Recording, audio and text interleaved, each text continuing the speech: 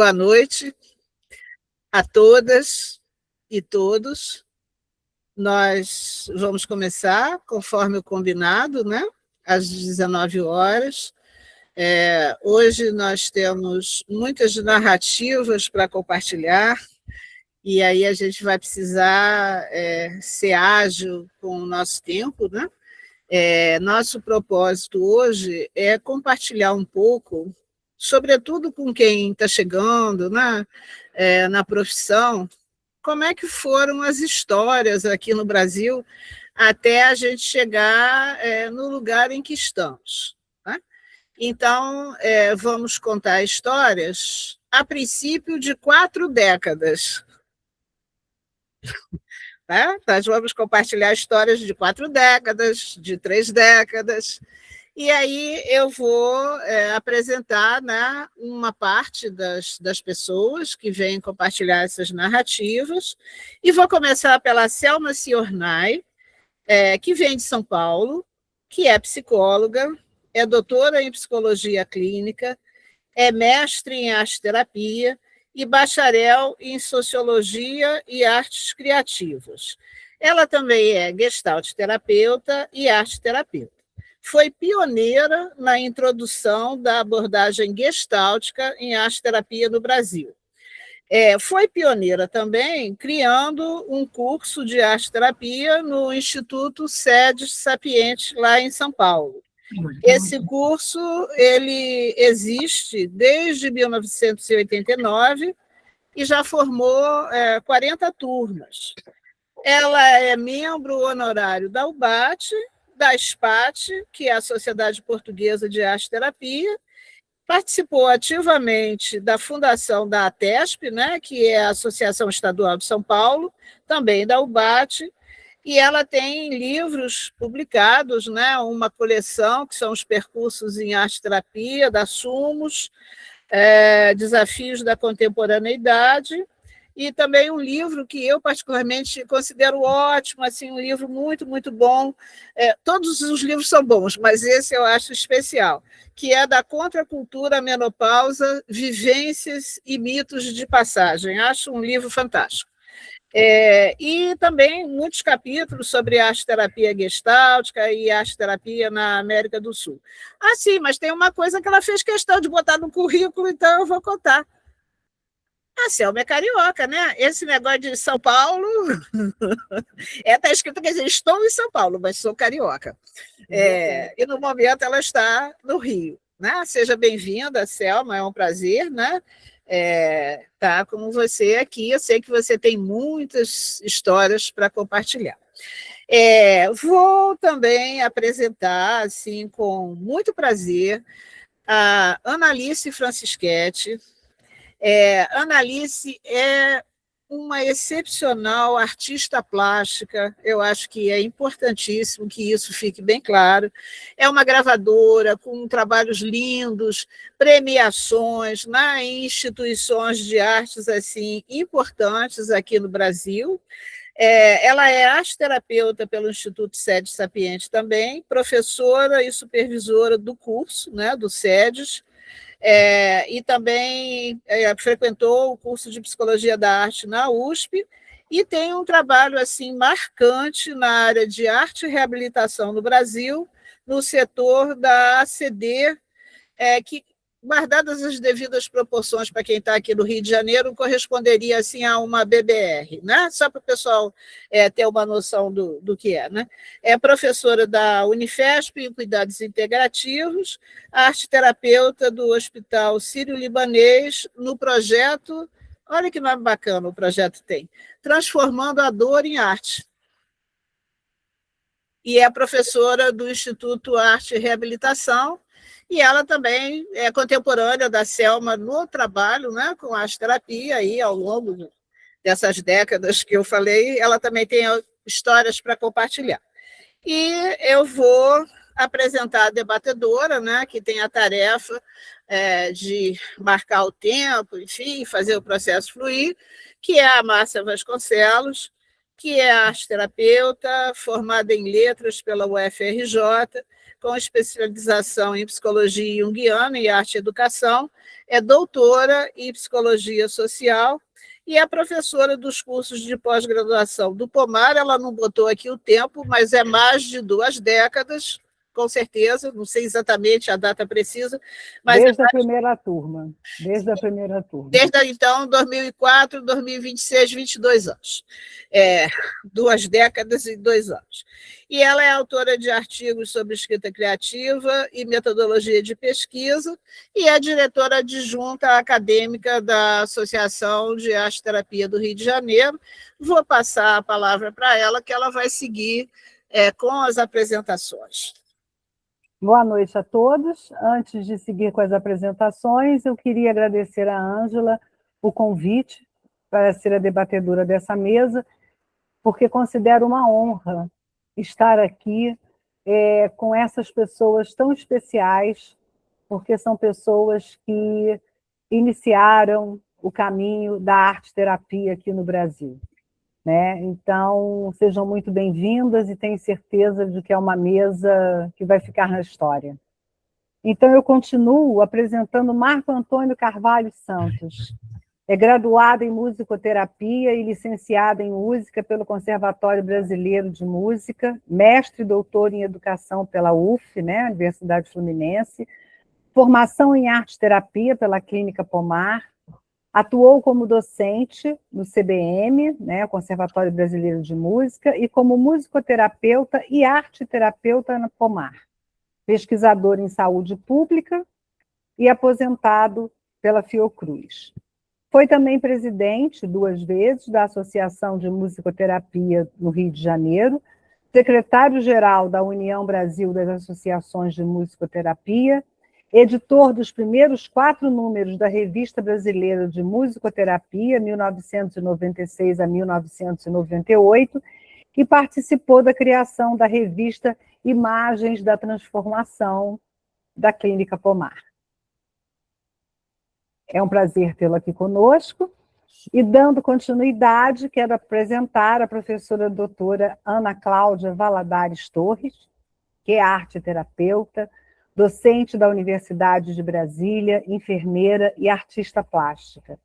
É mestre e doutor em enfermagem psiquiátrica pela Universidade de São Paulo, USP, e realizou estágio de pós-doutorado em psicologia clínica e cultura pela Universidade de Brasília, UNB.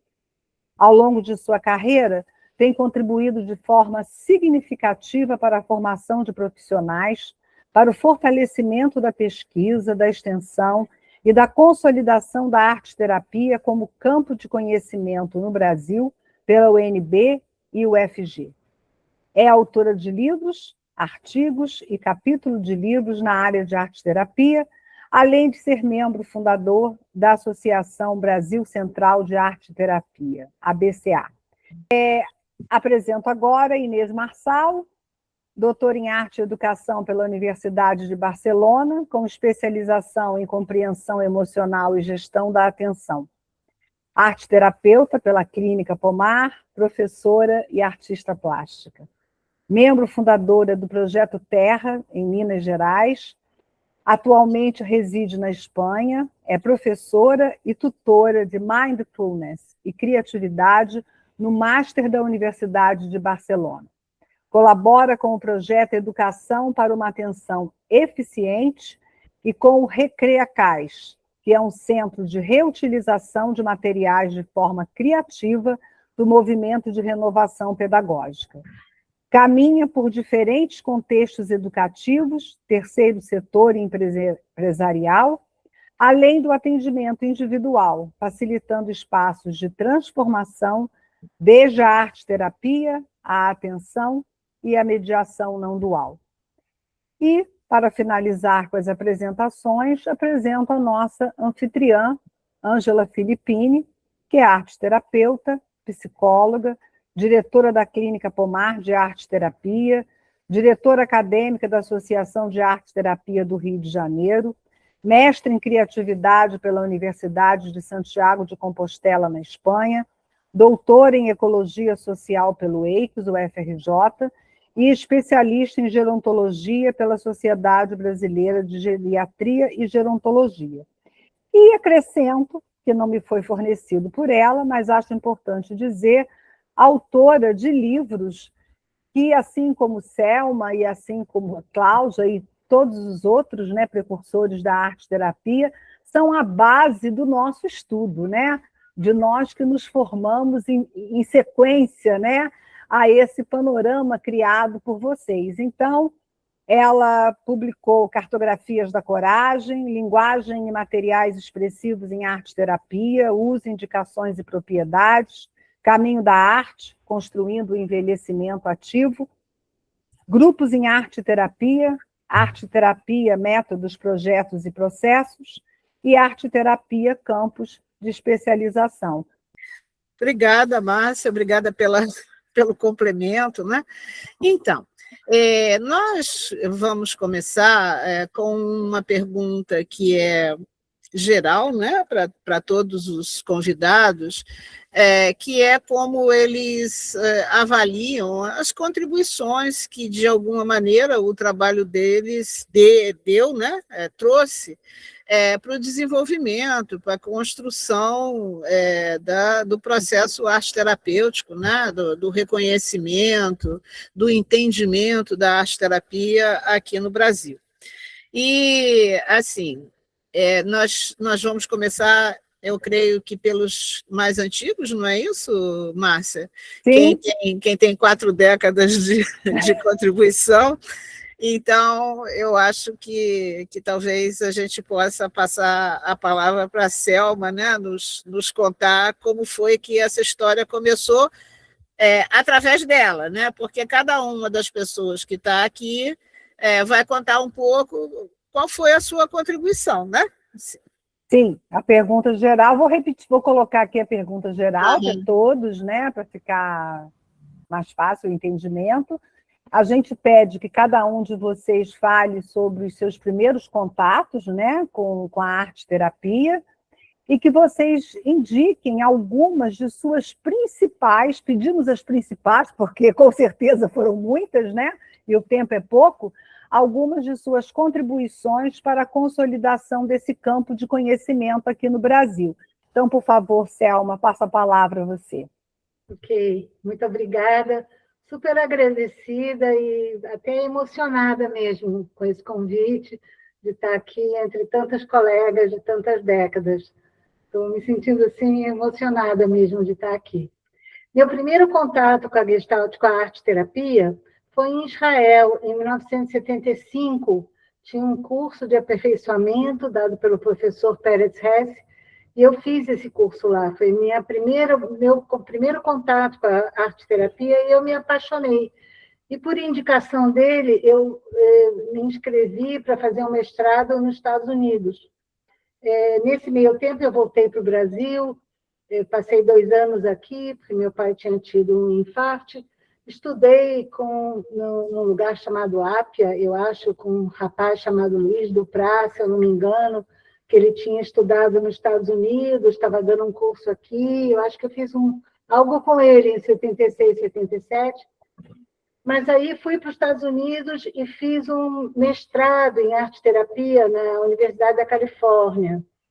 E, ao mesmo tempo, eu ouvi falar, num congresso de arte-terapia que eu fui em Los Angeles, de uma pessoa chamada Jane Ryan, que foi a pioneira da arte-terapia gestáltica. Eu me apaixonei pelo trabalho dela, porque eu já tinha me apaixonado pela gestalt-terapia, com a qual eu também já tinha tido contato em Israel, e entrei em contato com ela e fui fazer um curso com ela e também com a Via Luzebrink, no sul dos Estados Unidos.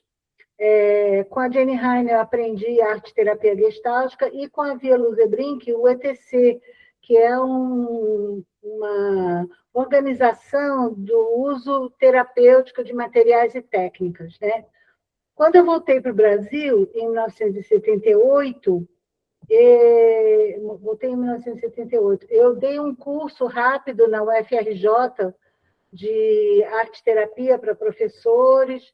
Depois eu fui morar em São Paulo por outras razões, dei um curso também de aperfeiçoamento no COGEAI, deve ter sido lá pelos anos 85, 86, mas aí, essas alturas, eu já tinha sido convidada para fazer parte da equipe de Gestalt terapia do SED Sapiência, e a Terrestre Legem, que era, digamos assim, a coordenadora, me apresentou a Madre Cristina Teresa Dória, que na época era diretora do SEDES, e eu contei para ela da minha experiência, falei, meu título de psicóloga ainda não consegui revalidar aqui no Brasil. Ela falou, minha filha, isso aqui é a sua casa. A Madre Cristina abraçava todo mundo que teve que ir embora do Brasil por um motivo ou outro, muitos refugiados, inclusive de outros países, e ela me disse, aqui é a sua casa. E eu, assim, até hoje me sinto muito agradecida a ela, porque quando eu consegui validar o meu título, tanto de doutorado como de mestrado e de psicóloga, a primeira pessoa a quem eu agradecia foi a Madre Cristina. Então, em 1989, eu comecei em São Paulo um curso de aperfeiçoamento, do qual a Ana Alice fez parte, e que se tornou um curso de especialização em 1990, né? Então, foi um curso eu acho que foi o primeiro curso de especialização em arte-terapia no Brasil com abordagem gestáltica, porque o curso da Ângela, que eu acho que já existia, era uma abordagem junguiana. E também o SED Sapiência era uma instituição bastante respeitada na época, né? Então, eu acho que, até hoje, ter um curso de arte-terapia no Instituto SED Sapiência é um selo de qualidade, né? Por volta de 1989, 99, 2000, levamos esse curso para Porto Alegre, para o Rio Grande do Sul, né?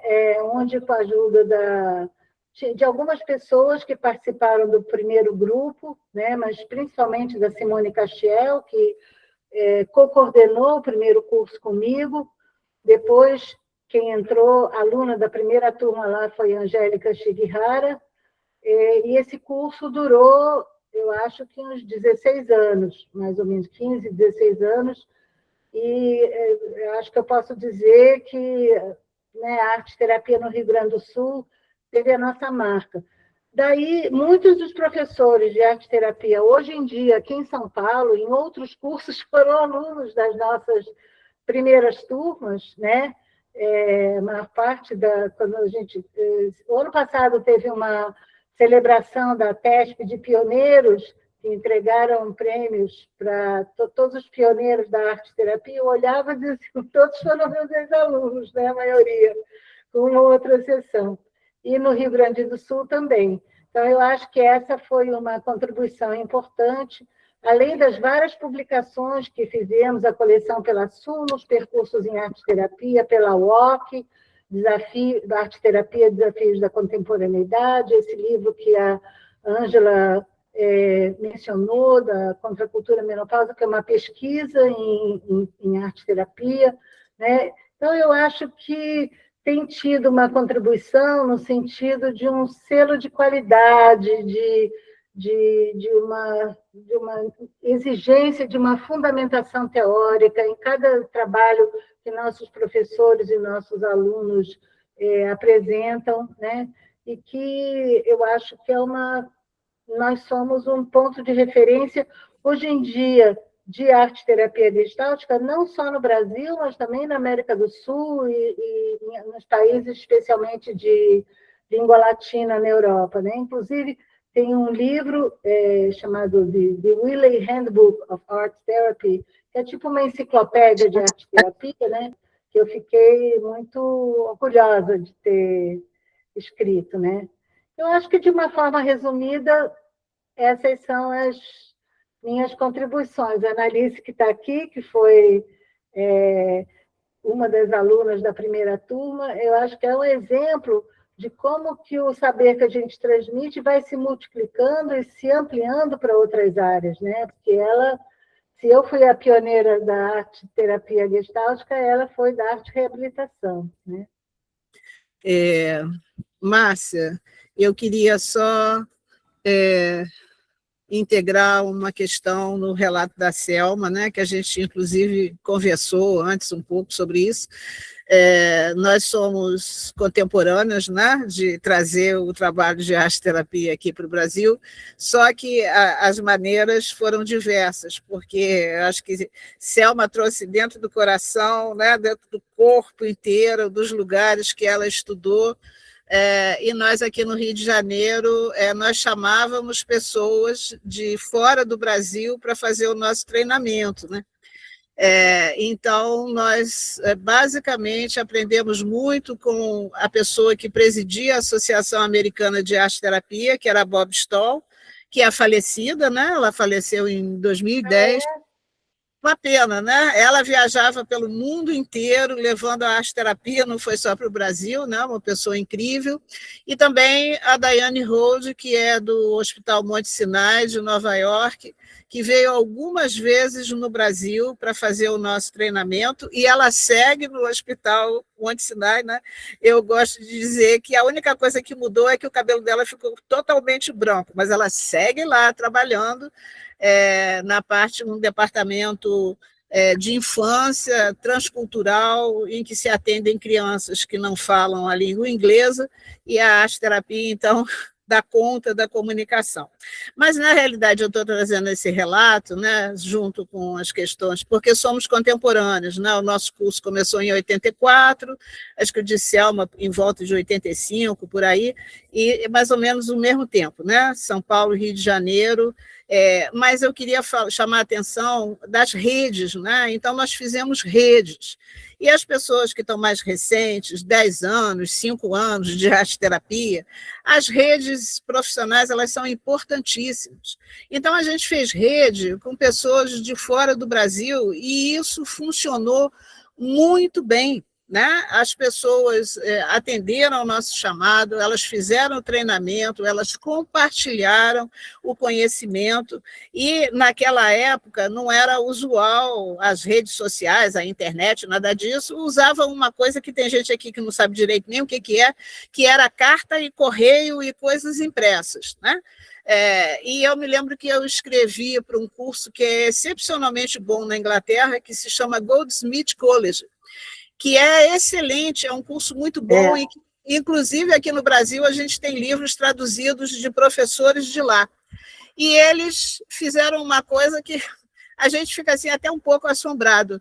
Eles mandaram transcrições das reuniões de equipe deles, do curso de arte-terapia, com o gentil comentário: estamos enviando a transcrição de nossas reuniões para que vocês compreendam um pouco o que se discute na organização do curso. Gente, isso é rede, isso é compartilhamento. Isso não é aquela competição ácida entre as pessoas que eu sei que eu vou esconder. Senão a coisa não caminha, né? Vou te devolver, Márcia. Passar, então, para a Analice, né? Para ela nos contar aí um pouquinho dos primeiros contatos e das principais contribuições para a consolidação aí da arte-terapia nessa área, né, que você imbricou por ela. Certo. Muito obrigada pelo convite, né? E vendo aqui, a minha grande mestra foi a Selma Sionai. Eu fui da primeira turma do SED Sapiense, mas eu já trabalhava na ACD, né? Foi o que eu escolhi, né? Trabalhar com as crianças deficientes e adultos também, adolescentes e adultos. Eu também fui contribuindo, né?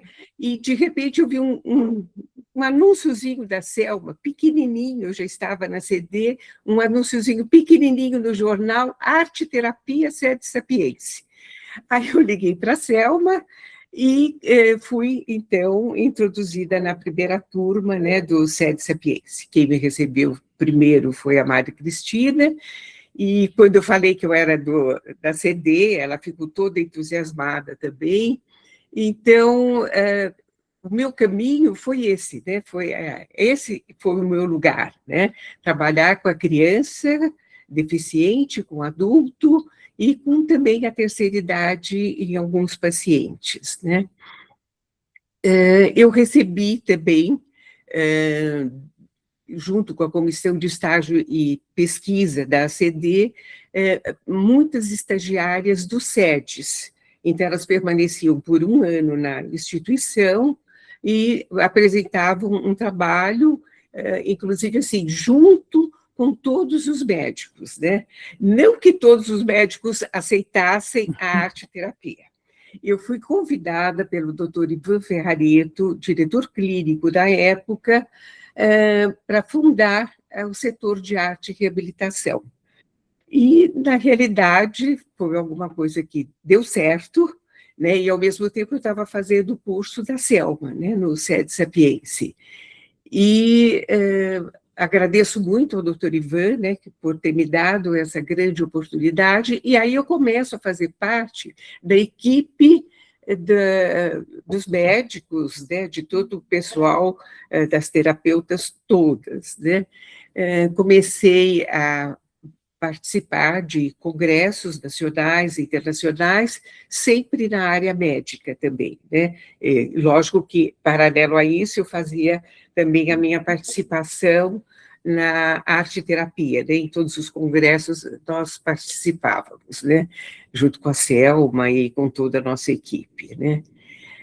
Eu acho que, assim, de um modo geral, a minha contribuição muito grande foi que, assim, eu fazia exposições do trabalho das crianças. Isso para que a população tivesse consciência das possibilidades dessa criança, desse adolescente, dessa pessoa adulta, né? O que eles podiam fazer e que eles tinham um potencial a ser desenvolvido, né?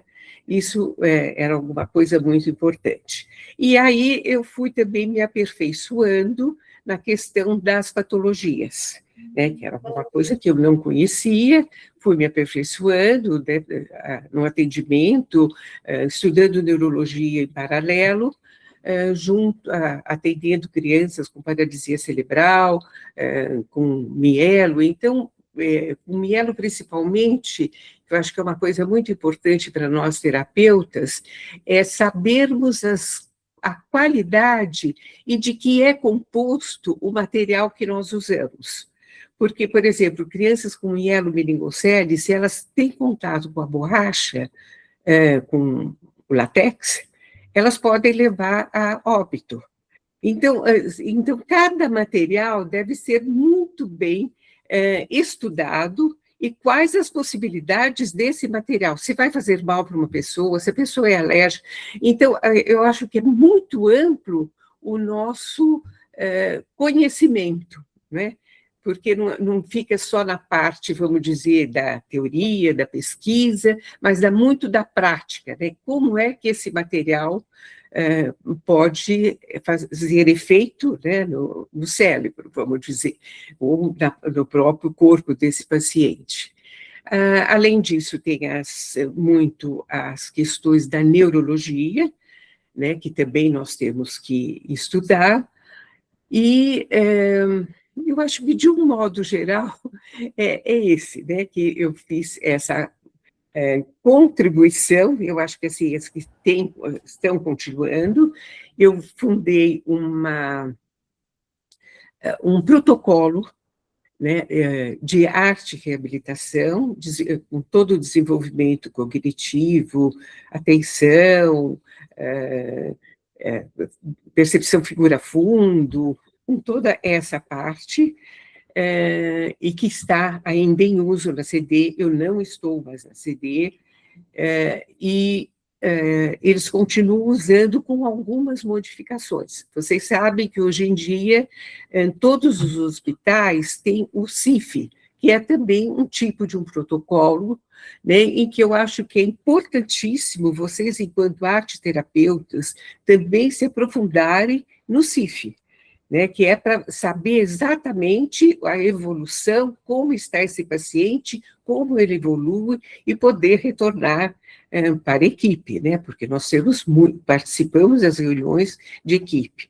Nós também trabalhamos, eu acho que a Selma também esqueceu de citar, né, que nós trabalhamos no Hospital Sírio-Libanês, foi uma ideia da Selma também, né, mas eu também fazia parte dessa equipe, que foi uma experiência também muito boa, né, dentro de um hospital, assim, com uma grande fama, né? Nós atendíamos grupos, eu gosto de atender particular, então tinham pessoas que atendiam em grupo, outras eu atendia sempre em particular, e eu acho que, assim, nosso caminho, eu acho que, assim, né, Selma, foi muito bonito, né? Desde que nós começamos, realizamos muitas coisas, com a supervisão da Selma, né? A Selma sempre muito entusiasmada, inventando sempre algumas coisas, né? Nós sempre temos deveres, embora eu já não seja dos SEDES, mas eu pertenço aos SEDES de coração. Sim, SEDES, sim. Sim, mas eu não estou mais dando, né, aula como eu dava, né, eu fiquei muitos anos dando aulas, mas este ano eu realmente, né, há mais de 7 anos que eu tive meu marido doente, então eu me afastei bastante. Mas estou sempre no SEDES, quando há uma oportunidade, né, é o meu coração. E eu acho que, de um modo geral, é isso, né? Não sei se você teria outra pergunta. Tenho depois eu tenho. Depois, na tá. segunda rodada, eu tenho perguntas. Isso. Sim, eu acho que é o suficiente para vocês me conhecerem, tá? Muito obrigada, querida. Obrigada a você. Eu vou passar agora, então, para o Marco Antônio, né? Responder aí essa pergunta geral dos seus primeiros, falar para a gente um pouquinho sobre os seus primeiros contatos com a arte-terapia, e qual foi a sua contribuição, né, para a consolidação desse campo de conhecimento aqui no Brasil. Eu queria agradecer, eu acho que a contribuição das pessoas que falaram antes de mim foi uma contribuição muito mais sistemática, muito mais regular do que a minha. Eu tive uma participação, é verdade, Ângela, sempre, eu tenho que agradecer muito, porque eu tive contato com a arte-terapia, assim, em 83, eu entrei na Clínica Pomar para substituir o musicoterapeuta que tinha se afastado. Em 83, comecei como musicoterapeuta na clínica. Quando começou o curso de arte-terapia, a Ângela já me conhecia do trabalho que eu fazia lá, eu era muito articulado com o pessoal de musicoterapia, claro, né? E tive uma participação muito grande na organização da carreira de musicoterapia. E, de uma certa forma, eu acho que a maior contribuição que eu trouxe, se eu trouxe alguma contribuição mais importante, foi exatamente ajudar na parte de organização da carreira, né? Então, a organização de congressos, que a equipe da Pomar não tinha experiência, a gente tinha feito um congresso mundial já, quando a gente fez o primeiro congresso de musicoterapia, de arte-terapia. A gente tinha feito um congresso na UERJ com 20 e tantas, 25 países. Foi um negócio assim enorme, a UERJ ficou super impressionada, queriam que a gente começasse um curso lá de musicoterapia, que acabou não dando certo. Mas, então, isso foi depois. A minha participação, então, foi essa. Quando eu comecei a trabalhar na Pomar, a Ângela, muito generosamente, me convidou para fazer a formação. Eu tinha interesse em artes plásticas, além de música, eu fazia desenho e tal, e ela me convidou para cuidar das oficinas de criatividade, trabalho com material plástico e tal. E eu comecei em 88, eu acho, 88. Quando eu terminei a formação, comecei a cuidar da oficina da Pomar. Eu acho que minha experiência foi essa, de ajudar na organização. Então, eu dava muita importância, na época, à questão, por exemplo, de publicações. Eu tinha acabado de discutir no Congresso de Musicoterapia, eu fiz parte da primeira direção da União Brasileira de Musicoterapia, e fiquei encarregado, na época, de conduzir a revista, de criar a revista. Propus isso e o pessoal topou, falei, estamos de uma revista. Não existia revista de musicoterapia no Brasil, né? Como não existia ainda a revista de arte-terapia no Brasil. Pelo menos a gente não conhecia. E a gente resolveu, a Ângela topou, eu falei, Ângela, vamos lá. Eu botava umas pilhas, a Ângela pegava. E aí a gente andou trabalhando assim junto muito tempo, né? Depois eu fiquei na Pomar, né, nesse trabalho todo, até 97. Em 97, eu acabei entrando para a Fiocruz, e na Fiocruz eu era horário integral. Então, eu passei a trabalhar com formação de equipe profissional em saúde, os técnicos em saúde, e fiquei na Fiocruz até 3 anos atrás, 4 anos atrás, o dia inteiro. E acabei pegando funções de coordenação lá na Fiocruz e tive que me afastar. Me afastei não só da arte-terapia, como da musicoterapia. Afastei quer dizer, né? Porque sempre que tinha alguma coisa, o pessoal me chamava, continuei dando parecer para a revista de musicoterapia, continuei em conselho, e com a arte-terapia a mesma coisa. Em 98, eu fui convidado pela equipe da Universidade da Região da Campanha para fazer um trabalho assim, de férias lá com um grupo grande, que eles tinham interesse em arte-terapia e musicoterapia. E fomos eu e uma colega minha do conservatório, e no final dessa experiência, desse seminário, uma coisa durou uma semana, eles resolveram, teve muita gente interessada, e eles resolveram oferecer uma especialização, um curso de especialização em arte-terapia. E me convidaram para cuidar da parte da formação. Eu levei mais um colega, que foi formado também na Pomar, que é da UFRJ, que também é meu xará. Eu sou Marco, ele é Marcos Vinícius. E a gente criou essa especialização. Ela foi uma especialização que durou 2 anos. A gente trabalhava com as pessoas, não só de Bagé, que era a sede, mas do Rio Grande do Sul todo, e algumas pessoas de Santa Catarina, em módulos que eram janeiro, julho. Foi um curso razoavelmente extenso. E o resultado foi muito bom, porque foram 21 candidatos, a gente recebeu os 21, muita gente de artes plásticas, algumas pessoas com trabalho plástico de alta qualidade, ficava até meio constrangido, porque estava trabalhando com gente que tinha já uma carreira em artes plásticas, né? Professores gente que fez formação na Espanha, professores da universidade lá no Rio Grande do Sul, que estavam interessados na arte-terapia e frequentaram o curso. E o curso começou com 21, terminou com 21. Eles permaneceram e estavam muito empolgados. Quer dizer, foi uma experiência para mim muito gratificante. Eu trabalhei com a formação aqui no Rio, com a equipe da Ângela, e no Rio Grande do Sul com a Universidade da Região da Campanha. Depois, há pouco tempo, eu me aposentei, aí a Ângela já me chamou de novo para dar aula na pós-graduação da Pomar e participar de eventos. A Ângela me chama para essas coisas. Eu fico até meio envergonhado, porque eu acho que eu não tenho tido uma prática muito grande com a arte-terapia. A Ângela fala, as pessoas ficam assim, ficam impressionadas, que acham que eu sou uma pessoa que trabalha muito com isso. Na verdade, eu sou uma pessoa que trouxe, de uma certa forma, fiz uma ponte. E nessa direção que a Ângela estava falando de redes, eu acho que é uma coisa importantíssima, que eu tive uma experiência na área de musicoterapia, que é uma carreira que está mais organizada do que a arte-terapia no Brasil. A musicoterapia já tem curso de graduação em universidades federais, na Federal de Minas Gerais, na Universidade Federal de Goiás, está entrando agora na UFRJ, já tem turma formada, está entrando na Paraíba como graduação, e tem muitas pós-graduações já desde a década de 90. Tudo muito estruturado. Então, isso deu uma base de experiência de organização profissional que a arte-terapia, na época, não tinha. Eu tinha porque eu estava lá, né? Estava com o pessoal de musicoterapia, e eu acho que se eu dei uma contribuição que pode ser considerada relevante, foi exatamente nessa ponte de trazer para a arte-terapia a experiência de organização profissional, de carreira e tal, da musicoterapia. Ok, Marco. É mais ou menos isso. Muito obrigado. A Ângela quer falar. Quero. Sabe aquela história das avós? Agora vamos botar os pingos nos is. Não é assim que as avós falam? Vamos botar os pingos nos is. Então, os pingos nos is são assim.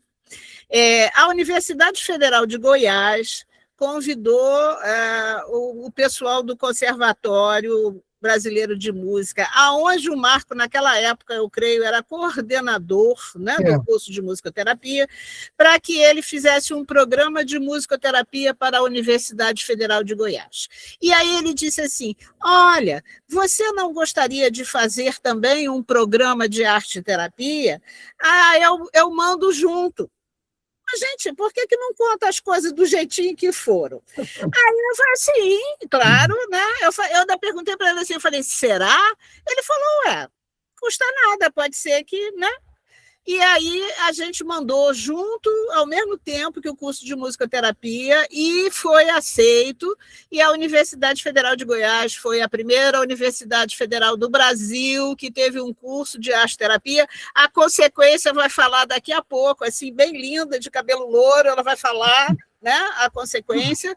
E aí, assim, foram 3 turmas que se conseguiu manter lá, né, porque o ambiente acadêmico é um tanto inóspito, né? Assim, para manter o relato, né? Assim, era inóspito, mas nós conseguimos manter 3 cursos, e Goiânia tem uma situação muito interessante, que eu acho muito bom a gente assinalar, que é uma quantidade significativa de concursos em arte-terapia e pessoas trabalhando em lugares diversos de arte-terapia. Acho que a Ana Cláudia pode falar melhor sobre isso.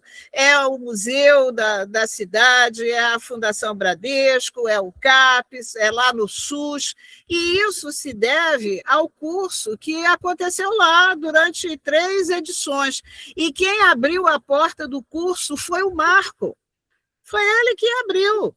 E ele que dizia para a gente assim, tem que fazer congresso, tem que publicar. Eu estou aqui com a revista, foi a primeira revista de arte-terapia do Brasil, fizemos 15 revistas, estão todas esgotadas, não tem mais, né? Só tem o exemplar guardadinho, né, de arquivo, e foi o Marco que nos ajudou. Então, a gente voltar a essa coisa da rede. Ele sabia fazer bem, e ele generosamente compartilhou com a gente o que ele sabia fazer sem nenhum medo, porque ele podia dizer assim, eu vou conseguir o curso de musicoterapia na universidade, por que eu vou levar esse povo debaixo do braço junto comigo? Mas ele levou, e deu certo. Depois não se conseguiu manter o curso lá, mas, né, a gente é grato até hoje, porque a Universidade Federal com curso de arte-terapia, que eu saiba, né, é a Universidade Federal de Goiás. Aí você pode falar com a Consequência agora, né, Márcia? Porque a Consequência está aqui. Então, a Consequência está aqui, Ana Cláudia, né? Por favor. Boa noite a todos, né? Estão escutando? Sim. Sim.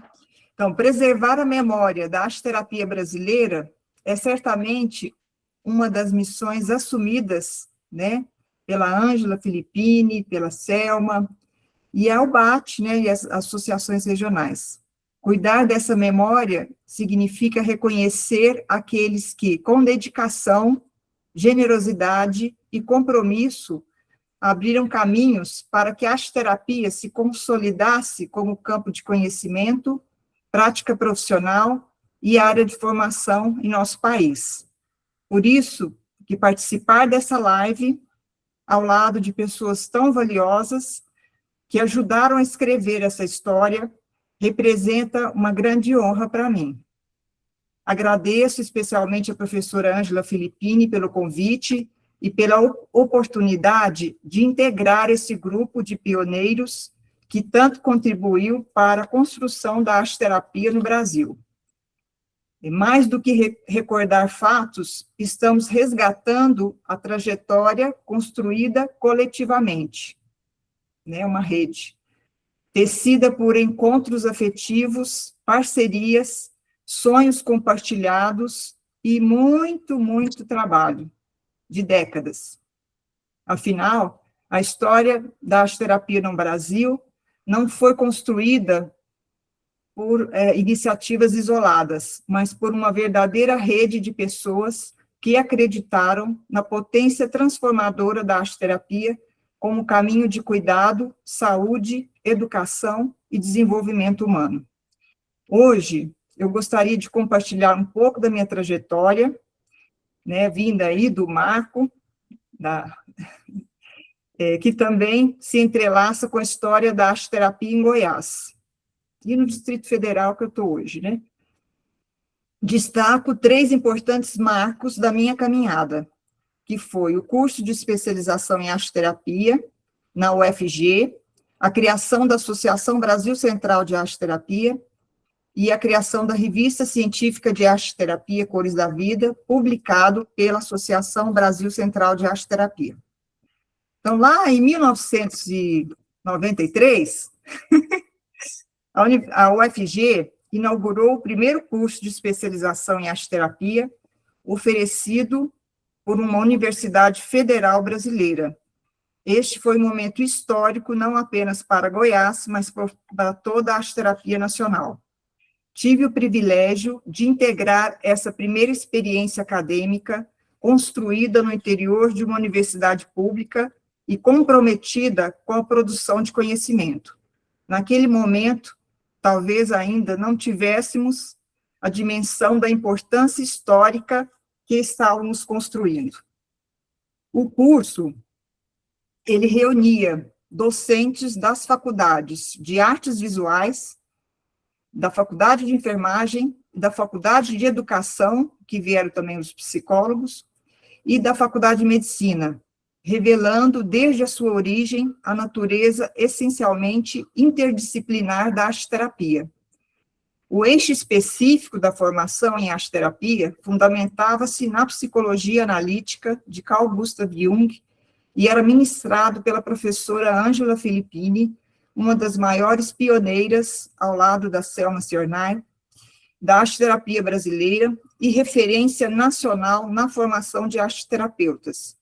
Sua presença aproximou Goiás do movimento nacional que se fortalecia, especialmente no Rio de Janeiro, onde aconteceram os primeiros congressos brasileiros de arte-terapia e foi fundada a primeira associação da área, estabelecendo importantes pontes entre diferentes regiões do país. Também foi extremamente marcante conhecer professoras como Selma Ciornay e Annalise Francischetti, que tanto inspiraram a minha trajetória e a de tantos colegas. Aproveito ainda para cumprimentar, né, os professores Marcos, Inês e Márcia, que hoje compartilham conosco esse encontro e que também fazem parte dessa história. Então, olhar para essa caminhada, eu sinto uma profunda gratidão por tudo que foi possível construir coletivamente. Uma das principais consolidações, então, foi a formação na UFG, né? Acho que depois eu posso falar um pouquinho sobre a UNB, a minha trajetória. Eu só queria complementar aqui que foi a fundação da Associação Brasil Central de Arte-Terapia. No ano de 2000, durante o 4º Congresso Brasileiro de Arte-Terapia, realizado justamente na UFG, a gente amadureceu a ideia de criar uma associação regional que representasse os arte-terapeutas do Brasil Central. Então, durante meses, a gente reuniu para formar o estatuto, ver a questão dos documentos necessários para formar a associação. Então, em 3 de março de 2001, foi oficialmente fundada a Associação Brasil Central de Arte-Terapia.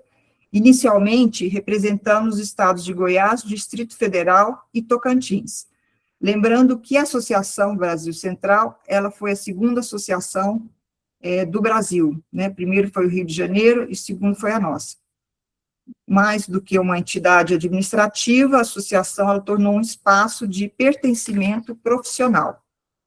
E outro passo importante dessa caminhada foi compreender que o campo profissional somente se fortalece quando também produz conhecimento científico.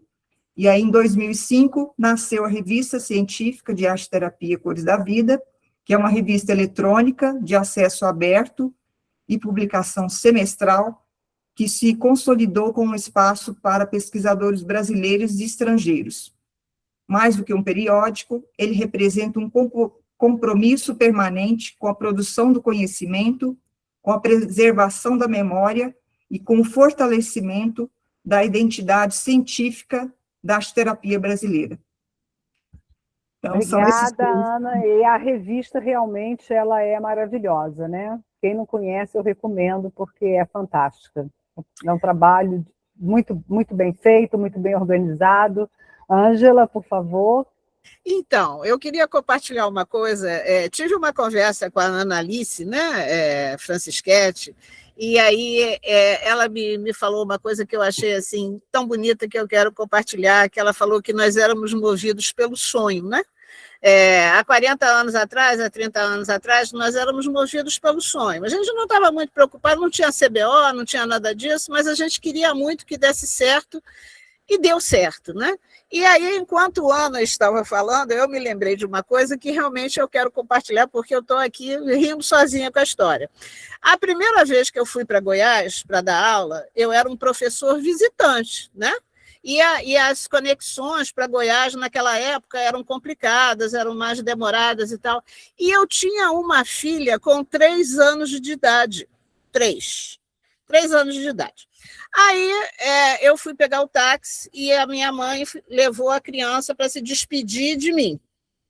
Aí a criança se agarrou nas minhas pernas e disse assim: não vá, mamãe, não vá, mamãe. Fez aquele escândalo assim, e aí eu realmente me desprendi, entrei no táxi, e aí o cidadão que estava levando o táxi para o aeroporto disse assim para mim: minha senhora, mas isto é uma cena de cortar o coração.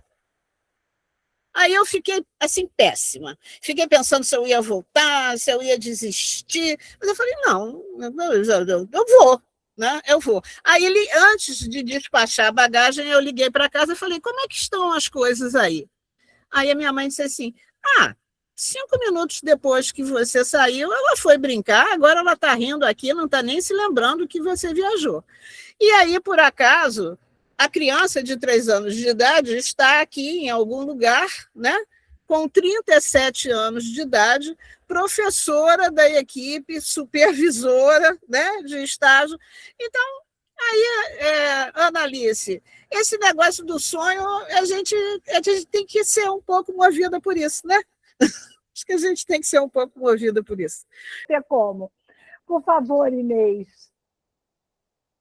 Pois, como a primeira pergunta, né, é o primeiro contato com a arte-terapia, pois o meu primeiro contato foi através do meu próprio processo, porque quando chegou na idade de fazer a universidade, eu tinha que decidir entre a arte, que eu sempre levava desde pequena, ou a psicologia, que também me atraía muito, e pensei, se eu faço psicologia, não sei se algum dia eu vou chegar na arte. Mas se eu faço a arte, talvez eu vou chegar na psicologia. E assim foi o meu primeiro contato. E aí fiz Belas Artes, né? Mas faltava algo, né? Era professora de educação artística, faltava algo para poder conectar com o processo do indivíduo em si mesmo. E foi quando eu descobri a arte-terapia no Rio de Janeiro. Eu estava em Belo Horizonte, não tinha arte-terapia em Minas, e o sonho, vou fazer arte-terapia. E foi acabar de encontrar esse ponto de conexão que eu buscava, né, que unia a arte com a psicologia e o indivíduo. E aí começou o meu processo. E, claro, como a Ângela sempre fala, não? As redes, então eu sempre estava aí tecendo redes. E resulta que, em 96, depois de fazer a formação em arte-terapia, junto com Márcia,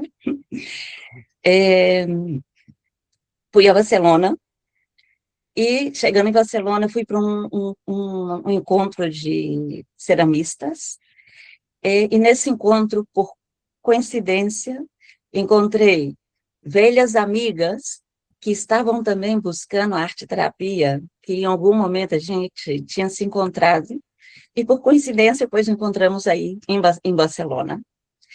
E, claro, estava a Blanda de Mello, que não está aqui hoje, virou uma figura fundamental nesse processo da arte-terapia. A Beth Cavalcante, que tampouco está já em outro plano, e Lúcio da Silveira, que também já está em outro plano. E com os quatro, aí alucinados com o curso de cerâmica, que era um pouco, tinha algo de arte-terapia, ainda que não tinha esse contexto, pois saímos de Barcelona com a ilusão de montar o Projeto Terra, e o Projeto Terra com essa ilusão de começar a arte-terapia em Minas Gerais. E claro, e assim foi. E começamos a fazer as redes.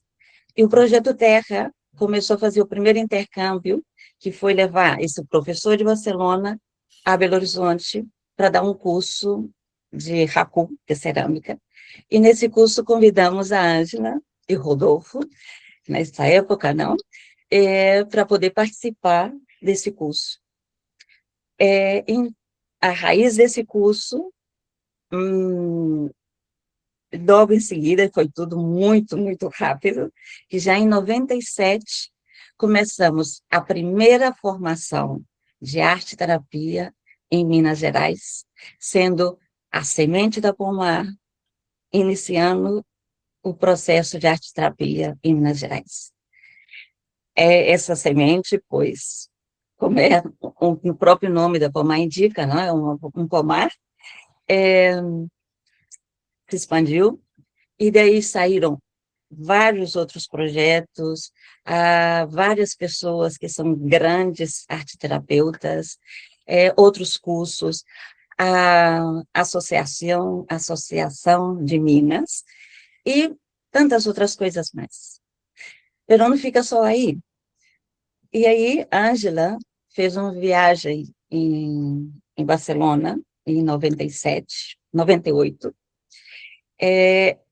e crescer, foi em França, não? Foram fazer uma viagem em França, já que não vão viajar por França, pois passam por Barcelona e vamos fazer uma proposta de arte-terapia em Barcelona, que naquela época tampouco estava o curso de arte-terapia. Nesse trajeto, pois faltou aqui um pequeno detalhe, que a raiz de fazer a formação, pois e sendo professora de arte e vendo que funcionava desde essa mirada que vai mais além da educação artística, um professor de Barcelona conheceu meu trabalho e me convidou para transformar esse trabalho na tese. E foi o que me trouxe aqui a Barcelona para poder fazer um doutorado. E então, voltando aqui, o hilo, quando Ângela e viajando aqui por Espanha, fizemos o primeiro encontro de arte-terapia em Barcelona, na Universidade de Barcelona, no Centro de Cultura Brasileiro e no ICANN Juliá, que é esse centro de arte-terapia. E daí começou uma outra rede internacional de criatividade. E desde aí foram vários idas e vindas, tanto da Espanha ao Brasil, como o Brasil, a Espanha, e Minas Gerais, com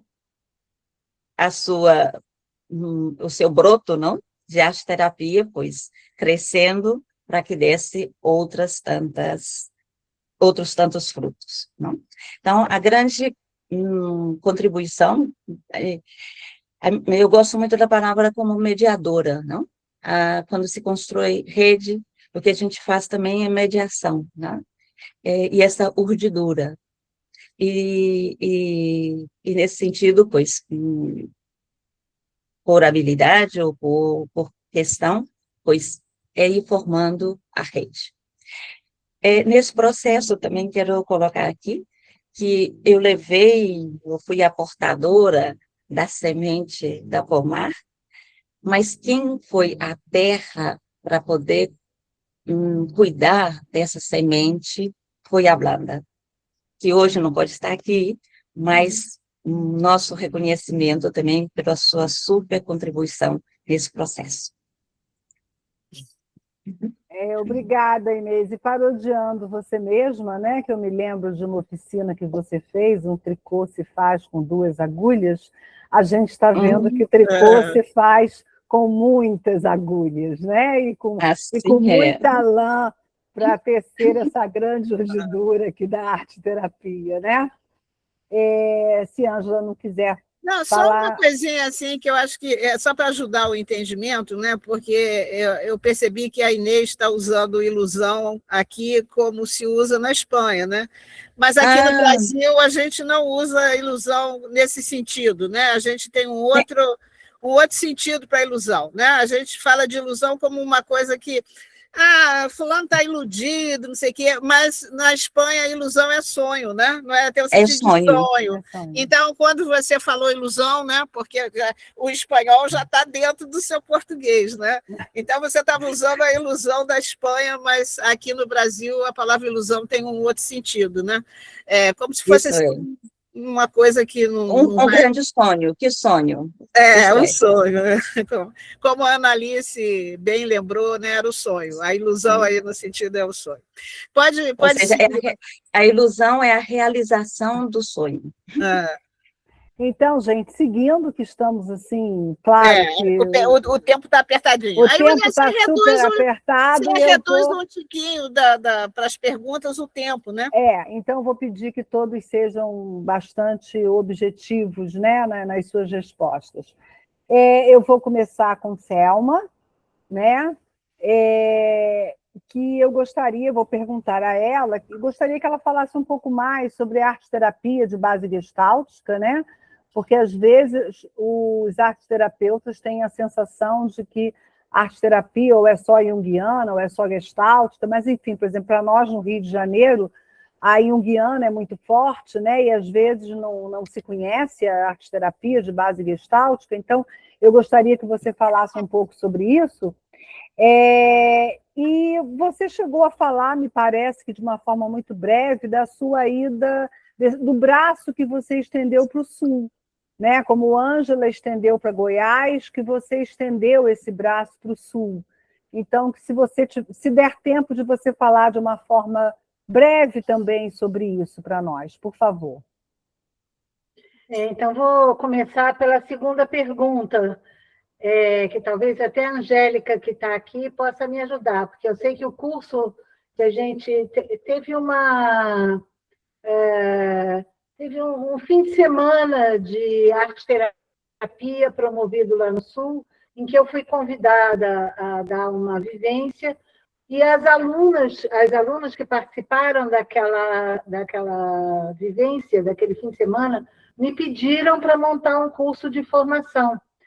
Eu conheci uma pessoa chamada Simone Castiel, que ela era uma das coordenadoras do Instituto da Família de Porto Alegre.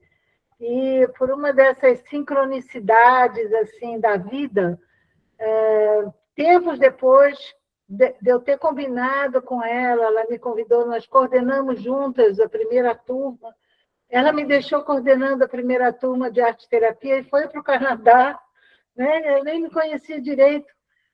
Tempos depois, nós descobrimos que o meu pai e o pai dela foram amicíssimos, ambos foram alunos da mesma curso de engenharia química. Meu pai esteve na casa dela, ela conheceu meu pai antes de me conhecer. Assim, nós tivemos educações muito parecidas de valores, né? Então, eu digo que é uma amizade ancestral que a gente sempre teve. E aí, nós montamos o primeiro curso, que foi coordenado por uma moça chamada Gislene, da qual eu não tenho mais notícias. Enfim, respondendo à sua primeira pergunta, assim, a arte-terapia gestáltica ela é baseada basicamente em 2 coisas. A primeira é a psicologia da Gestalt, né? A Jane Heim, ela trouxe a psicologia da Gestalt, que todo mundo aprende quando faz curso de Gestalt terapia, para ser um dos elementos fundadores da arte-terapia gestáltica. E o segundo é a Gestalt-terapia propriamente dita, que tem como eixos o existencialismo, a fenomenologia, a relação dialógica. A psicologia da Gestalt foi uma das influências importantes da Gestalt-terapia. Só que o Fritz Perls e a Laura Perls, quando falavam figura, se remetiam à figura, assim, figura da nossa existência, um sentimento, uma emoção, uma vivência. E a Jane Hein, ela disse, não, em arte-terapia, quando a gente fala de figura, é figura. Quando fala de configuração, é configuração. Então, ela usou vários elementos da psicologia da Gestalt, né?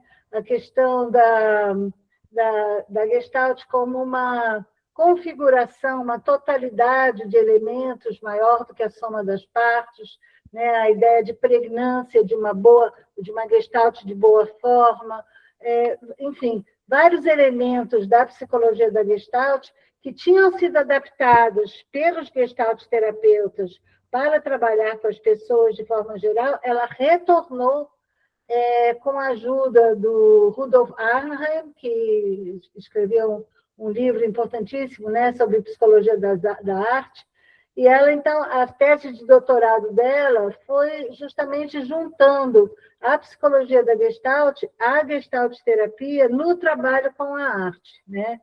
Então, eu poderia dizer, assim, é muito difícil resumir uma abordagem em tempo tão curto, né?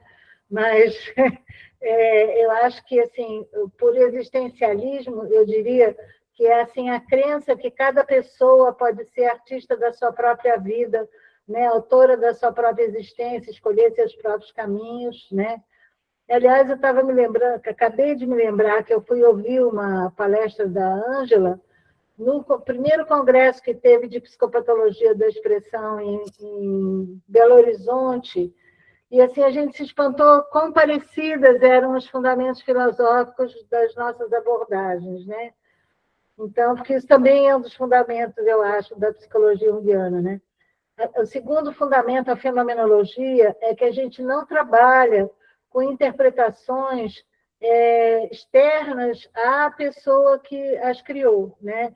Acreditamos que existem símbolos universais, símbolos culturais, símbolos familiares, mas também existe uma simbologia individual, e que quando a gente trabalha com uma pessoa, a gente prefere perguntar o que é que você representou, o que isso significa para você, do que é uma relação mais horizontal, do que ter uma relação vertical, de eu dizer para o outro, eu interpretar o que o outro fez, né? Porque o que o outro fez pode ser que se refira a um arquétipo universal, pode ser, mas pode ser também que se refira a uma vivência absolutamente individual daquela pessoa, né?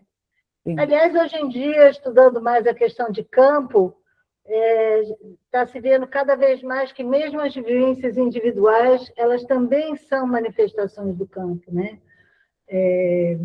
Enfim, eu acho que são abordagens muito parecidas, mas tem elementos diferentes, né? E com a Jane Hein, pela abordagem fenomenológica, eu acho que aprendemos muito a ver a linguagem da forma, como é que se estruturam as linhas, os movimentos, as construções, tudo aquilo que é a linguagem da forma, que é diferente do símbolo, né? Então, tem a linguagem simbólica e tem a linguagem da forma, e que a gente se baseia na ideia de que fenômeno é aquilo que se mostra no que se vê. Então, quanto mais eu consigo descrever o que eu vejo, mais, pelo princípio do isomorfismo, que é uma das linhas importantes na Gestalt-terapia, né? Iso igual, morfos, forma, né? Que a gente parte do princípio que aquilo que eu represento é isomorficamente semelhante às minhas estruturas internas, né? Aquilo que eu estruturo externamente é isomorficamente semelhante às estruturas internas. Não é uma interpretação, mas é uma pressuposição, né? Que eu vou confirmar ou não na relação com o cliente. E o terceiro eixo, que eu acho importante, é da relação dialógica, né? Que a gente se coloca numa relação de facilitadores do processo do cliente, no sentido de não sou eu que vou te dizer, desenha com tá com problema X, desenha com a cor verde, que é uma coisa que a antroposofia faz, né? De ter um aspecto até mais medicinal da arte, né? Tem problemas assim, pinta com a cor tal. Nós não somos diretivos, né? Uma cor pode ter um significado para você, pode ter outro para mim, pode ter outro para outro, né? Então, nós somos facilitadores dos processos, acompanhamos a pessoa em experimentos que eu não sei onde vai dar, nem ela vai dar, mas pela questão da importância da minha presença enquanto pessoa, junto com o processo do outro. Eu acho que, de uma forma hiper resumida. Perfeito, Selma, muito obrigada. Eu vou passar para a Analice, pedindo que ela falasse um pouquinho, né?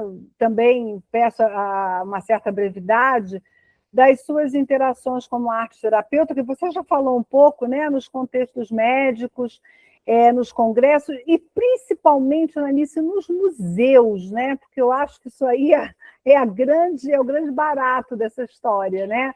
Se você puder falar um pouquinho para nós. Vocês sabem que eu passei o meu ADEL de arte reabilitadora para a Tânia Freire. E nós temos, ela que organiza, né?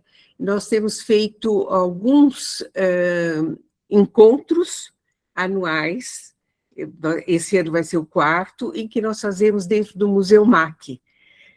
E o que se torna um pouco diferente, né, da sala de aula, você estar num museu falando de arte e reabilitação. E tem outros museus também que nos aceitam, mas nesse momento é o MAC, o Museu de Arte de São Paulo, né, em que é feito, um dia só.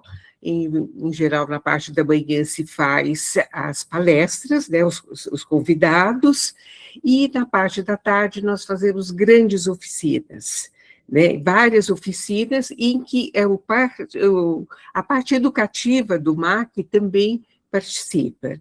E, fora isso, eu acho que é muito interessante porque eu fiz várias exposições das crianças e dos adultos, né, também em grandes galerias, né, com o auxílio do pessoal da CD, e que traziam um enorme sucesso para as crianças, e a família começava a entender o seu filho de uma forma diferente. Bom, essa criança participa de um museu, ela participa de uma exposição.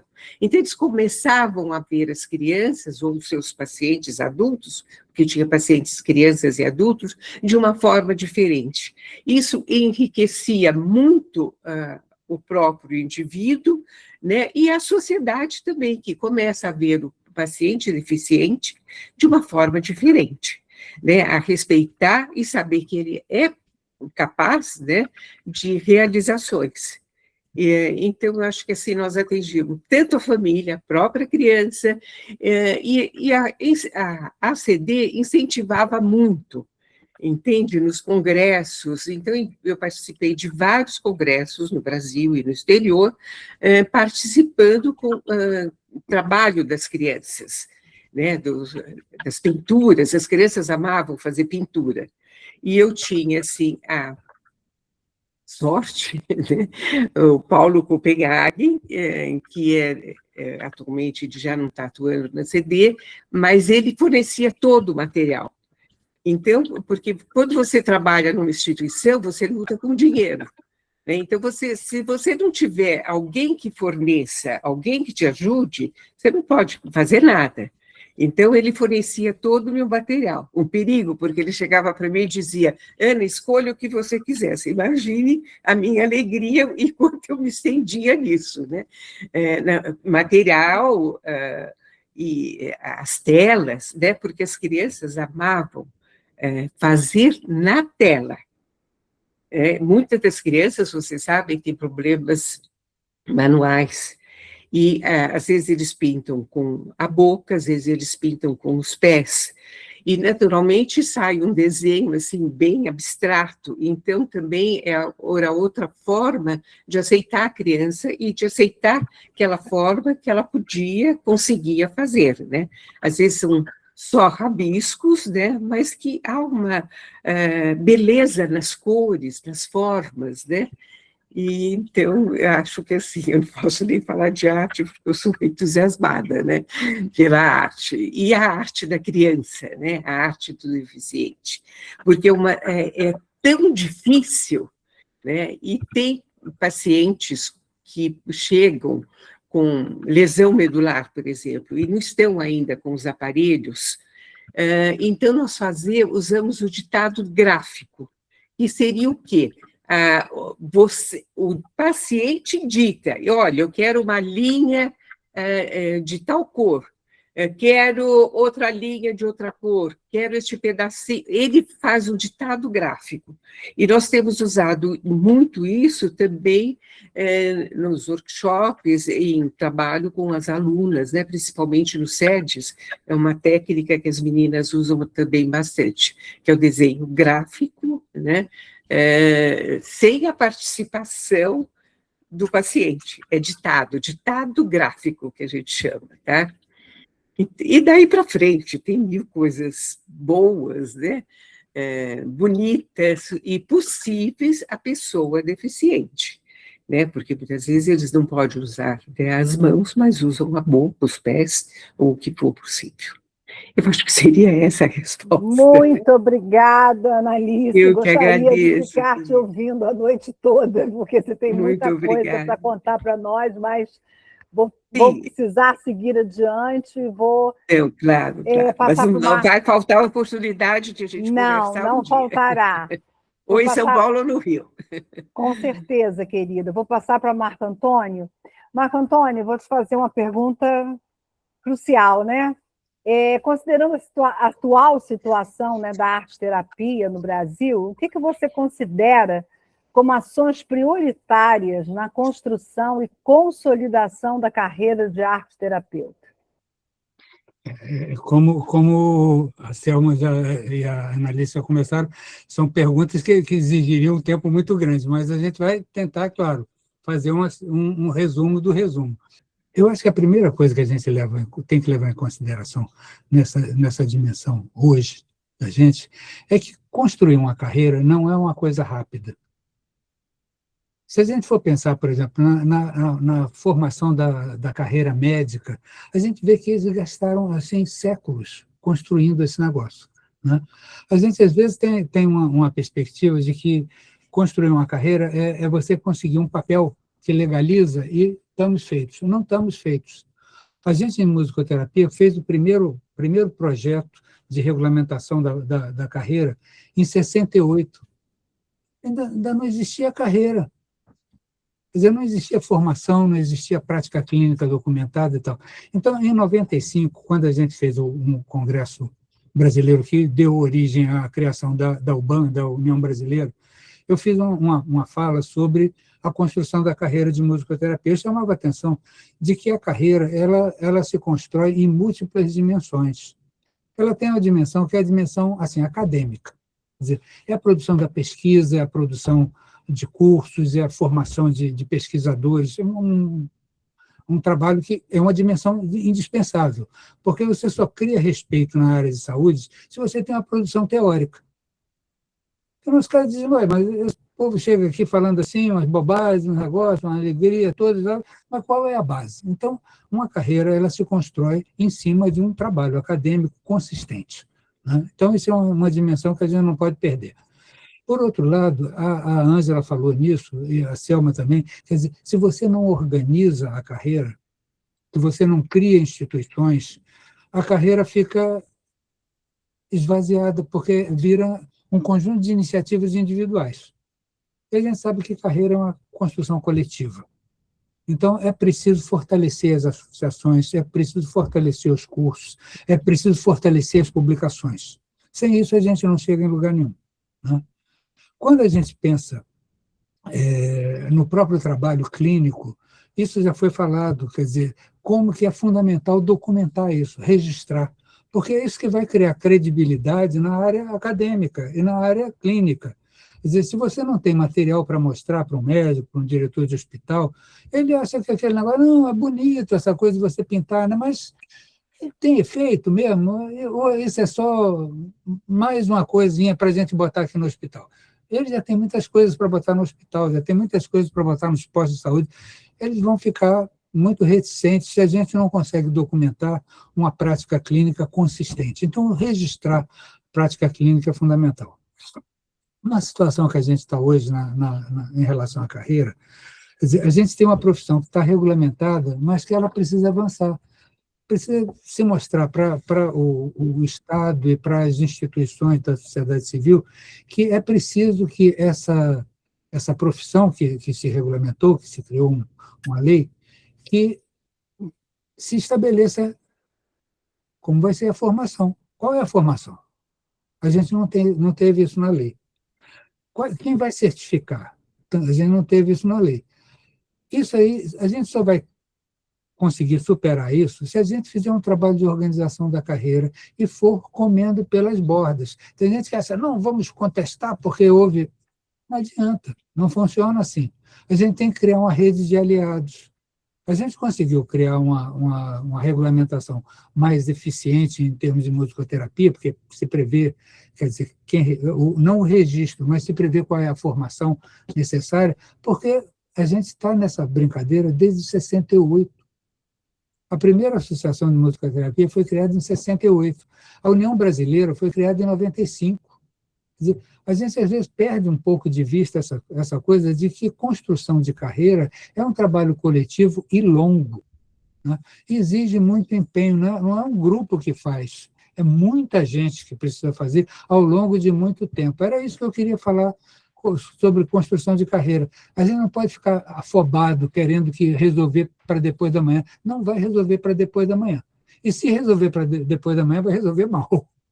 Então, eu tenho que pegar todas essas dimensões que a gente precisa ter numa carreira e ir trabalhando de uma forma sistemática e paciente. Era isso.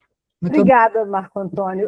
Só uma coisinha aqui. Enquanto isso, continuamos sendo arteterapeutas, trabalhando como arteterapeutas, como fizemos até agora, enquanto não havia o CBO, enquanto não havia regulamentação, né? Continuamos atuando, continuamos trabalhando e vamos procurar aumentar toda essa parte de publicação, de registros, né? Para trazer mais sustentabilidade ao nosso projeto. Muito obrigada, Marco.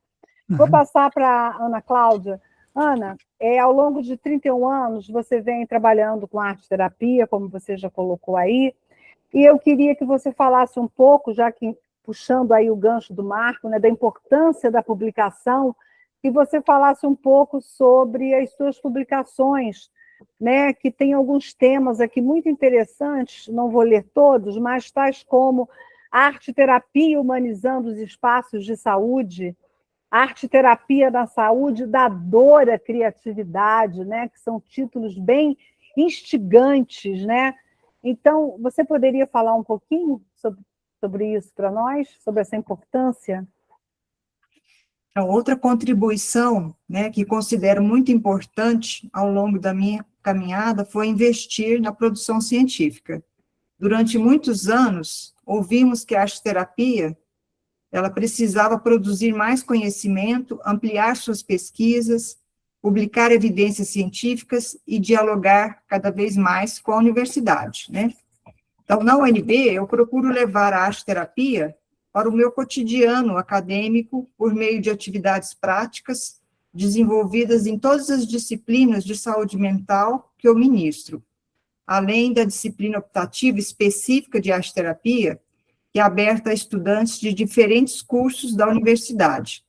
Eu também atuo na orientação de TCC, de iniciação científica, e na coordenação de diversos projetos de pesquisa e extensão vinculados à UNB, que derivaram, né, várias publicações minhas, que são livros, artigos científicos e capítulos de livros. Então, isso é um compromisso meu, eu gosto de publicar, né, e eu acho que é o meu forte em termos de arte-terapeuta, que até o momento eu já publiquei 5 livros, 149 artigos científicos sobre arte-terapia e 34 capítulos de livros, fora os de saúde mental, que eu publico também. Então, a minha produção, ela teve início com pesquisas voltadas para crianças hospitalizadas, me inspirei muito na Annalise Francischetti, depois eu fui para o público infanto-juvenil, especialmente crianças com câncer, doenças crônicas, e, posteriormente, eu desenvolvi uma extensa produção relacionadas à arte-terapia, ao cuidado de pessoas com dependência de drogas, e, mais recentemente, minhas pesquisas têm se concentrado em 2 grandes eixos: pessoas com transtornos mentais graves e seus familiares, no CAPS, e pessoas em sofrimento psíquico, especialmente os jovens universitários, né, que vêm mais adoecidos. Isso foi o tema do meu pós-doc. E cada artigo, cada livro, cada capítulo que eu publico representa uma produção acadêmica, representa a consolidação de um campo de conhecimento que busca fundamentar sua prática em evidências científicas, reflexão crítica e um diálogo interdisciplinar. E a produção da ciência, ela produz a memória, né? E essa memória, ela significa garantir que as futuras gerações conheçam os caminhos percorridos para que hoje possamos falar da arte-terapia como um campo consolidado. Então, eu faço uma questão de lembrar, né, de comparar, que eu acho bastante significativo, só para fechar minha fala, que quando eu iniciei minha formação em arte-terapia, e muitos de nós, né, praticamente não existiam livros de arte-terapia no Brasil, estudávamos por meio de apostilas, materiais bibliografados e textos compartilhados entre professores e alunos. E hoje, felizmente, vemos uma produção científica crescente, livros publicados, periódicos especializados, né, em arte-terapia, e pesquisadores dedicados ao fortalecimento da área. Isso demonstra o quanto a arte-terapia amadureceu nas últimas décadas. E vamos continuar, né, professor Sim. Marcos? Professora Ângela, professora Selma, vamos continuar aí a nossa produção forte. Obrigada, gente. E que sigamos o seu exemplo, né, todos nós, né? É um belo exemplo a ser seguido. Bom, vou passar agora para a Inês. Inês, você tem aí uma outra experiência, né? Muito interessante. Quando você une a arte-terapia, você integra a arte-terapia a práticas meditativas para a gestão da atenção, que é algo tão importante nos dias de hoje, né? Essa atenção, essa presença. Fala um pouquinho para a gente sobre isso, por favor. Eu sempre digo que, como profissionais, vamos criando o nosso kit de ferramentas, não? E por isso cada um também, desde a sua habilidade, pois tem a especialidade, assim como que a Ana Cláudia acaba de comentar, que tem esse dom de escrever. E no meu caso foi uma busca também interior, além da arte, que é a questão da meditação. E o interessante dessa integração é que, na verdade, a atenção sempre está. Mas o que passa é que, quando a mente está muito agitada, e é o que nós estamos vivendo agora, e com a saúde mental cada vez como mais agravante, o que se precisa e o que oferece a prática de meditação é esse treinamento da mente, esse treinamento para poder focar a atenção, para gestionar a atenção. E a arte-terapia, ela já faz isso de uma forma natural. Por quê? Porque enquanto estamos trabalhando, fazendo um processo, estamos concentrados. Então, a mente está aí no que está produzindo. Então, isso já é uma forma natural. Então, tanto a arte-terapia facilita o processo da prática meditativa em si mesmo, como uma forma de aquietar essa agitação mental, como, por outro lado, a meditação favorece o processo desse encontro consigo mesmo. Antes, a Selma falava do campo, na verdade, desde a perspectiva da meditação que eu pratico, que é a meditação não dual, não, do Advaita, uma das coisas que deixa muito claro é compreender o campo e o complemento do campo. Ou seja, o complemento do campo seria todo o inconsciente. E a arte-terapia trabalha com isso. A arte-terapia trabalha tanto com o campo, como o complemento do campo. Então, essa união desses dois aspectos, para mim, desde a minha forma de trabalhar, é um casamento perfeito. E, atualmente, eu estou com uma formação, tanto no contexto de educação, como um contexto também de saúde, que é cuidar de quem cuida. Por quê? Porque se o profissional que está cuidando do outro não tem uma mente o suficientemente estável, é muito mais complicado de fazer o processo desse acompanhamento. Então, a proposta da formação, pois tem esse foco, e que é essa união justo da gestão da atenção com a arte-terapia. Poderia também seguir aqui comentando, como vejo que o nosso tempo está assim como muito justo, não? Então, é uma área toda aberta.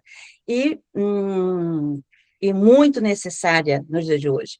Mas o interessante é que, de uma forma quase que natural, a arte-terapia já está facilitando nesse processo de gestionar a atenção.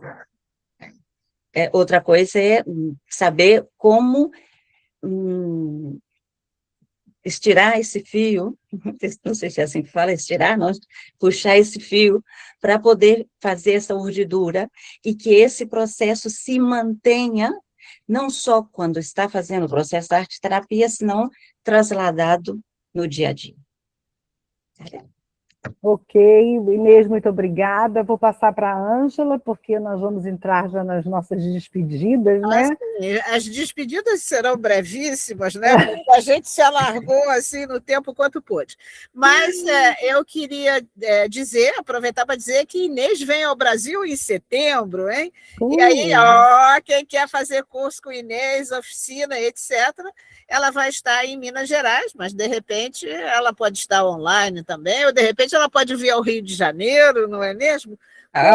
Coisas de rede e urdidura a se organizar, não é? Então, vamos pedir às pessoas que se despeçam. Eu acho que seria interessante que, tipo uma frase, alguma coisa para o pessoal que está chegando, né? Porque, assim, de verdade, a gente está se preparando para, né, assim, as aposentadorias, os descansos, mas o que será que a gente tem para dizer para quem está chegando, né?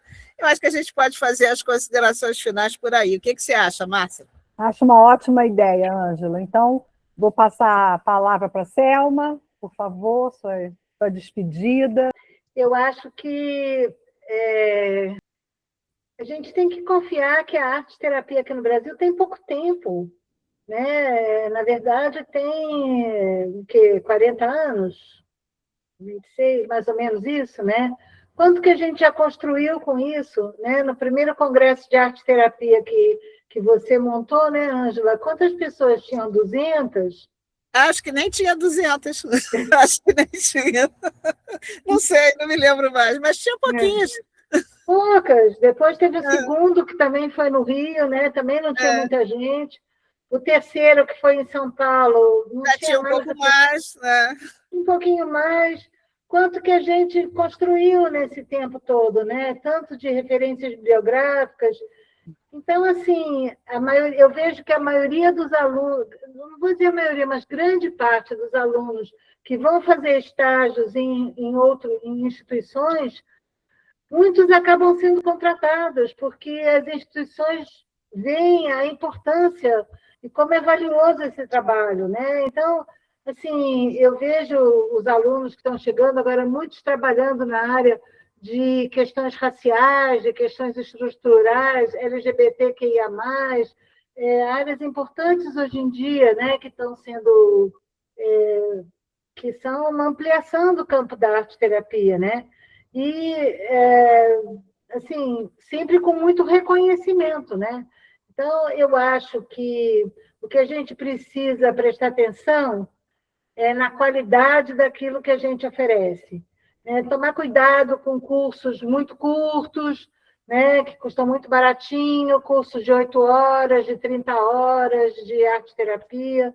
Eu acho que leva um tempo para as pessoas poderem experienciar o próprio processo de arte-terapia em si.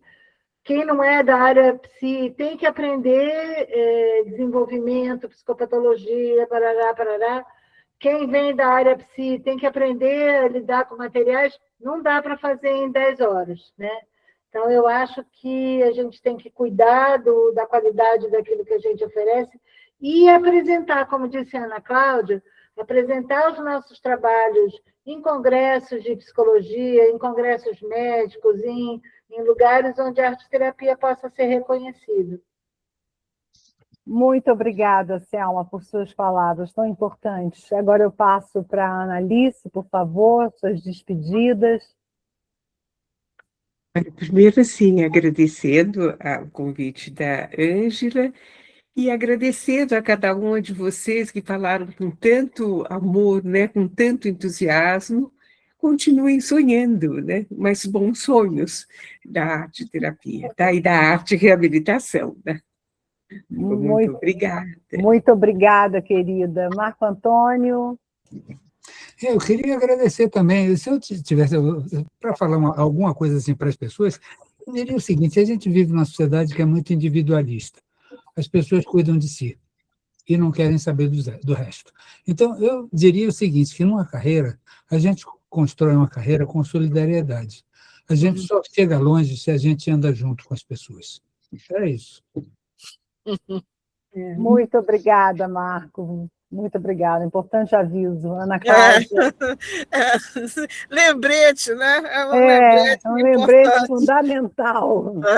Andar junto. Ana Cláudia, por favor, sua despedida. Profunda gratidão por fazer parte desse time, dessa caminhada, e poder compartilhar, né, com tantas pessoas que, assim como eu, acreditam no poder transformador da arte-terapia, da criatividade e dos encontros humanos.